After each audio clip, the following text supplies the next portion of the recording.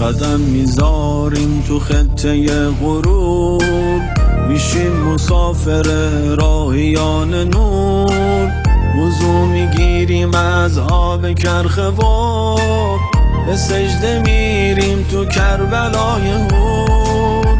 دوباره یاد جبهه ها کردیم، بازم هوای کربلا کردیم.